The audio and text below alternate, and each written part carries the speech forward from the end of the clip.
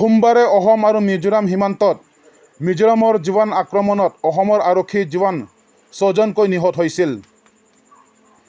এই ক্ষেত্ৰত অসম প্ৰদেশ কংগ্ৰেছ মুখপাত্ৰ ডক্টৰ মংৱে ৰংপি সাংবাদিকৰ আগত জনোৱা মতে ডক্টৰ হিমন্ত বিশ্ব শৰ্মা নেডাৰ আহ্বায়ক আৰু দুয়ো ৰাজ্যতো ভাজপা চৰকাৰ লগতে ইয়াৰ দুদিনৰ আগত কেন্দ্ৰীয় চৰকাৰৰ গৃহমন্ত্ৰী অমিত শ্বাহ আহি আন্তঃজিলা ভূমি বিবাদৰ বিষয়ে আলোচনা কৰাৰ পাছত এই উত্তপ্ত পৰিস্থিতি। লগতে মিজোৰামৰ গলিত শ্বহীদ আৰক্ষী জোৱানসকলক শ্ৰদ্ধাঞ্জলি জনায় কংগ্ৰেছৰ মুখপাত্ৰগৰাকীয়ে।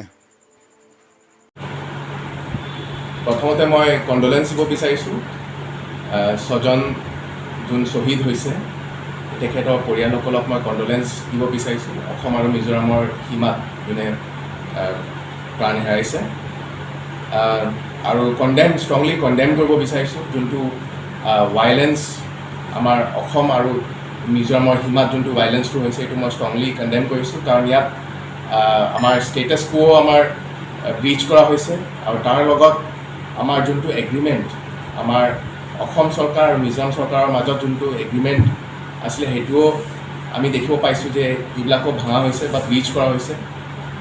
আৰু মিজোৰাম চৰকাৰে বাৰম্বাৰ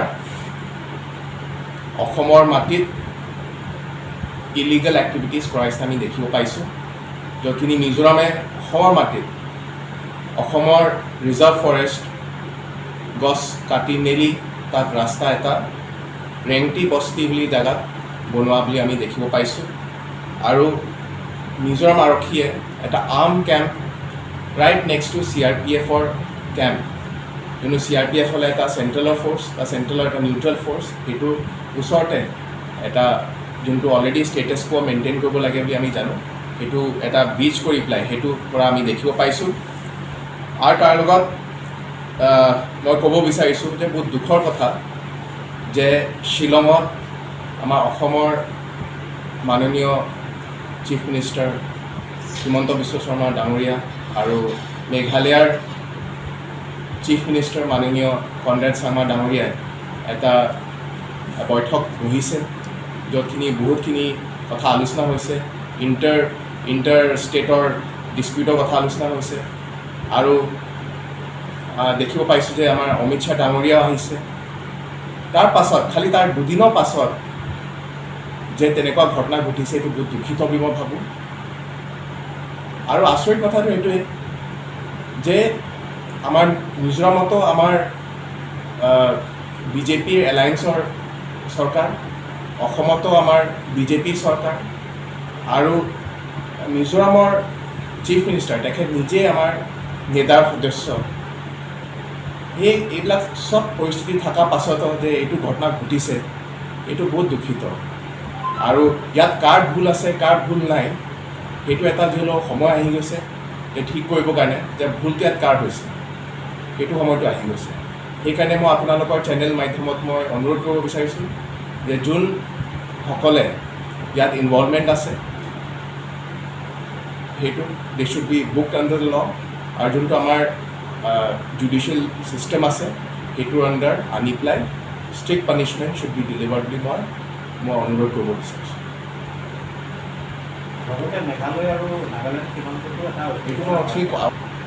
আমাৰ কাৰ্বি আংলঙৰ কেছটো আমি যদি চাওঁ, আমাৰ কাৰ্বি আংলং পশ্চিম কাৰ্বি আংলং আমাৰ দুটা ষ্টেটৰ লগত আমাৰ সীমা আমি শ্বেয়াৰ কৰোঁ। আমাৰ পশ্চিম কাৰ্বি আংলং যদি আমি চাওঁ আমাৰ মেঘালয় ষ্টেটৰ লগত আমাৰ সীমা হয়। আমি ইয়াত কাৰ্বি আংলং যদি চাওঁ আমি নাগালেণ্ডৰ লগত আমাৰ সীমাটো আমি শ্বেয়াৰ কৰোঁ।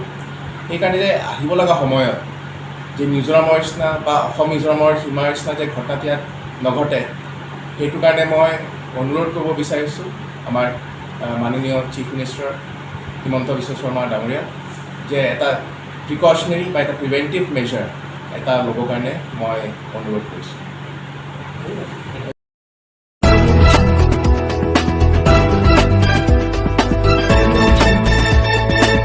টকা বলেৰে আৰু লগতে নিজৰ যিটো বাহু বলেৰে মিছলা ৰাইজক বা ভোটাৰ ৰাইজক আঁঠুৱা ভাৰি কিছুমান ঠগি মেলি জোৰ জবস্তিভাৱে বৰ্তমান আমি কিছু সময়তে জয়ী হ'বলৈ সক্ষম হৈছিল আৰু লগতে বৰ্তমান চেণ্টাৰ ষ্টেট আৰু লগতে কাৰ্বি আংলং অট'নমাছ কাউন্সিল আৰু লগতে ডিমাছা অট'নমাছ কাউন্সিল বৰ্তমান সিহঁতে শাসন কৰিবলৈ সক্ষম হয়।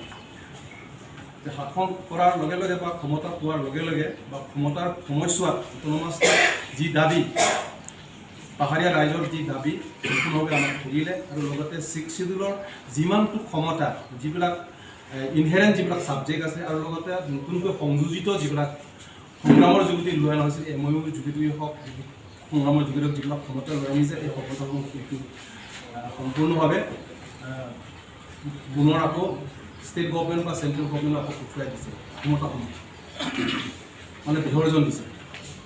লাচি কুচন আকিচুং বেংগলৰ যি পৰিস্থিতি সাংগঠনিক আৰু ৰাজনৈতিক যিবিলাক দল আছে বিশেষকৈ যিবিলাক আঞ্চলিক দল আছে বিশেষকৈ ইয়াৰ কথা আমি কৈছোঁ APLC আৰু লগতে ALC আজি বিভাজিত আৰু লগতে বিভিন্ন দল সংগঠন বা বিভিন্ন যিবিলাক সামাজিক সংগঠন বুলিয়ে কওক যিবিলাক যুৱক যুৱতীৰ সংগঠন বুলিয়ে কওক বিভিন্ন সংগঠন নাৰী সংগঠন বুলি আজি কিন্তু বিভাজিত এই বিভাজিত কৰাৰ বিপৰীতে ঐক্যবদ্ধভাৱে থাকি পেলাই এইটো বা সংগ্ৰাম লৈ যাব পাৰিব লাগিব তেতিয়াই সম্ভৱ হ'ব। যদি তেতিয়াহে আমি কষ্টৰ পৰা বা যিবিলাক মানে সমস্যাৰ পৰা আমি পৰিত্ৰাণ পাব পাৰিম। সেয়েহে লাচি সভাত আমি আকৌ উপনীত হৈছোঁ আমি আলোচনা কৰিছোঁ যে অতি সোনকালে APLC আৰু লগতে ALCৰ নেতৃত্বত কাৰ্বি আংলঙৰ যিমানটো সামাজিক সংগঠন আছে আৰু লগতে যুৱক যুৱতী সামাজিক বা ৰাজনৈতিক বুলি ক'লে বিশেষকৈ আঞ্চলিক দল যদি আছে ALC আৰু APLCৰ বাহিৰে যদি আৰু আঞ্চলিক দল আছে সিহঁতৰ লগতে এই সংগঠনসমূহৰ আলোচনা কৰিবৰ কাৰণে আমি এটা সিদ্ধান্ত লৈছোঁ আৰু লগতে অতি সোনকালে অনতি পলমে এটা কমন ফৰাম এটা যৌথ এটা ফৰাম এটা যুক্ত এটা ফ্ৰণ্ট এটা গঠন কৰাৰ কাৰণে আমি সিদ্ধান্ত লৈছোঁ। 9 আগষ্ট 2021 চনত সেই দিনটো ডিফু ক্লাবত আন্তঃৰাষ্ট্ৰীয় যিবিলাক খিলঞ্জীয়া দিৱস হিচাপে আমি পাতিবৰ কাৰণে বা চেলিব্ৰেট কৰিবৰ কাৰণে আমি সিদ্ধান্ত লৈছোঁ। সেয়েহে এই কাৰ্যসূচী সফল ৰূপায়ণৰ কাৰণে আমি APLC আৰু ALC তৰফৰ পৰা ইয়াত কাৰ্বি আংলঙত থকা যিমানটো সংগঠন আছে যুৱক যুৱতীৰ সংগঠন বুলি কওক আৰু লগতে উইমেন অৰ্গেনাইজেশ্যন আৰু লগতে খেতিয়ক আৰু অন্যান্য যিবিলাক জাতীয় সংগঠনসমূহ আছে সিহঁতে আমি আবেদন জনাইছোঁ অহা 9 আগষ্ট তাৰিখে সকলোৱে যাতে যেন এটা আন্তঃৰাষ্ট্ৰীয় যি খিলঞ্জীয়া দিৱসৰ খিলঞ্জীয়া দিন হিচাপে যি UNOৰ যিটো ডিক্লেৰেশ্যন সেই ডিক্লেৰেশ্যন এটা সঠিকভাৱে আমাৰ ইয়াতো সঠিক ৰূপায়ণৰ বাবে আমি সিদ্ধান্ত লৈছোঁ আৰু আমি অনুৰোধ কৰিছোঁ সকলো দল সংগঠনৰ যিমানটো বিষয়ববীয়াসকলে যোগদান কৰি এটা সাফল্যমণ্ডিত কৰিবৰ কাৰণে আমি ASDC আৰু APLC তৰফৰ পৰা আমি অনুৰোধ জনাইছোঁ।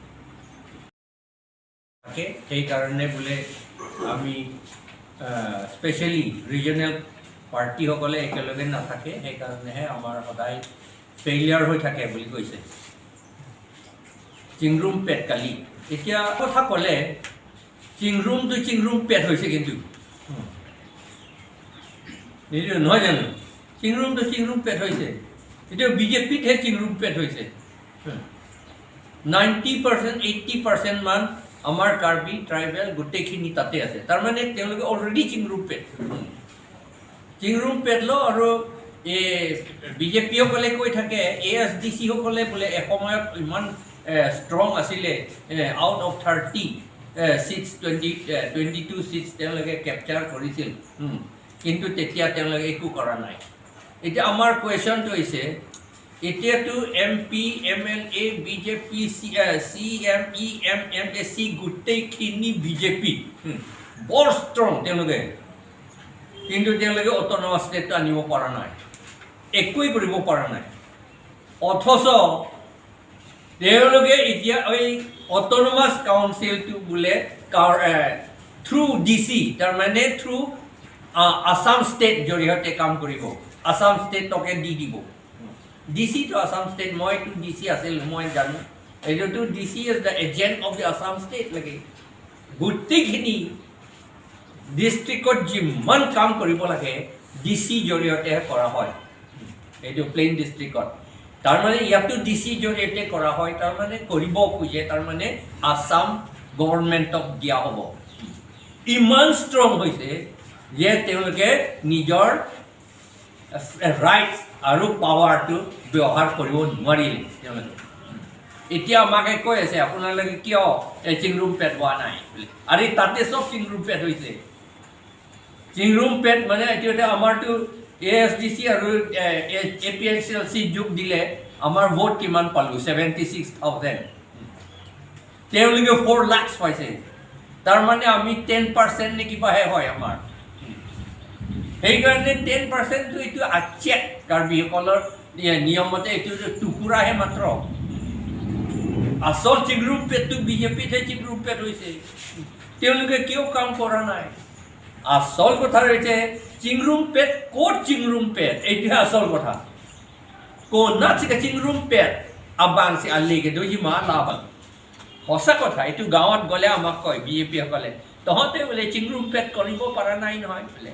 আৰু এতিয়া আমি চিংৰুম পেট হৈছোঁ, আমি চাম তেওঁলোকে আহে নে নাহে। আহিব লাগে এতিয়া, চিংৰুম পেট হৈছেতো আমি চব আহিব লাগে এতিয়া। কাৰণ এই 80% তাত চিংৰুম পেট হৈছে, তেওঁলোকেতো একো কৰিব পৰা নাই। সেইকাৰণে এই চিংৰুম পেটটো আকৌ এবাৰ কৈছোঁ, এইটো চিংৰুম পেটটো ক'ত চিংৰুম পেটহে ভাল হ'ব সেইটোৱে আচল কথা। অকল চিংৰুম পেট হ'লে কাম নচলে, সেইটো কথা। সেইকাৰণে আগৰ ASDC সকলৰ সময়ত যিমান কৰি তেওঁলোকক বদনাম দিলে, অৱশ্যে আমিও খুব ভাল তেওঁলোকে বুলি মই ক'বলৈ যোৱা নাই, তথাপি তেওঁলোকৰ সময়ত আমাৰ ট্ৰাইবেলসকলৰ কাৰণে বেছি কাম কৰিছে, ডিষ্ট্ৰিক্টৰ কাৰণে। টকা বেছি নাপালে হ'ব পাৰে, কিন্তু তেওঁলোকে কাম কৰিছে। অকল টকা পালেহে যে কাম কৰিব, অকল ফাণ্ড পালেহে যে কাম কৰিব সেইটো নহয়। এতিয়া বিজেপিসকলে ফাণ্ডটো খুব পাইছে, কিন্তু আপোনালোকে চব জানে এই মেডিকেল কলেজ পাৰ হ'লে কি ৰাস্তা আছে নেকি ইয়াত ডিফুত? এইটো ইয়াৰ পৰা 2 কিলোমিটাৰ আঁতৰত ৰাস্তা আছে নেকি? নাই।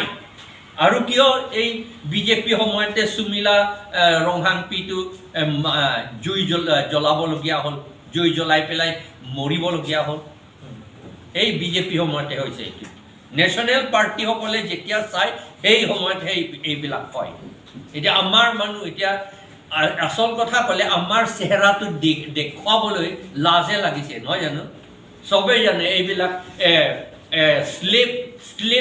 শ্লেভ জাতি বুলি আমাক কোৱা হৈছে। এতিয়া কাৰ্বিসকলে শ্লেভ জাতি হয়, আমাৰ ল'ৰা ছোৱালী চব শ্লেভ অসমীয়াটো কি কয় সেইটো? চাকৰ। চাকৰো নহয়, চাকৰকৈ আকৌ তলত বান। কাৰ্বি ভাষাটো বান, এইটো বান হৈছে এতিয়া। কোন সময়ত হৈছে? এই বিজেপি সময়তে হৈছে, কংগ্ৰেছ সময়তে হৈছে। এই চিংৰুম পেটসকলেহে কৰিছে এইটো। সেইকাৰণে আমি আজি সকলোকে এইটো জনাব খোজোঁ, অকল চিংৰুম পেট বুলি কথা নাই। চিংৰুম পেটটো অলৰেডি বিজেপিতহে চিংৰুম পেট হৈছে। অসমীয়াটো ক'লে চিংৰুম পেট মানে বিজেপিতে চব গোট খাইছে, তাতে চব একতা হৈছে বিজেপিতে, কিন্তু তেওঁলোকে এইটো একো কৰিব পৰা নাই। আমাৰ ল'ৰা ছোৱালীসকলক চব চাকৰ বনাই থৈ দিছে, জুই জ্বলাই মৰাই দিছে এনেকুৱা। সেইকাৰণে এই গোট খোৱাটো অকল গোট খালেতো নহ'ব, ক'ত গোট খায় এইটো আচল প্ৰশ্নটো, সেইটোহে চাব লাগে। আমাৰ নেশ্যনেল পাৰ্টিত অকল গোট খালে, নেশ্যনেল পাৰ্টিত যদি গোট খায় তেতিয়াহ'লে আমাৰ একো লাভ নাই। এতিয়া ৰিজনেল পাৰ্টিতহে গোট খাব লাগে, তেতিয়াহে কামটো হ'ব। আগৰ কোনোবা ভুল কৰিছে হ'ব পাৰে, কিন্তু আগত কৰিছে কাৰণে এইবাৰ চিংৰুম পেট হ'লে আমিও আকৌ বেয়া কাম কৰিম বুলি কথা নহয়। সেইটোহে মই এই APSLC ফালৰ পৰাতো আমি সেইটো কৈছোঁ, আগততো বহুত কৈছোঁ এই কথাটো, আৰু সেইটোহে মানুহবিলাকক জনাবলৈ বিচাৰিছোঁ।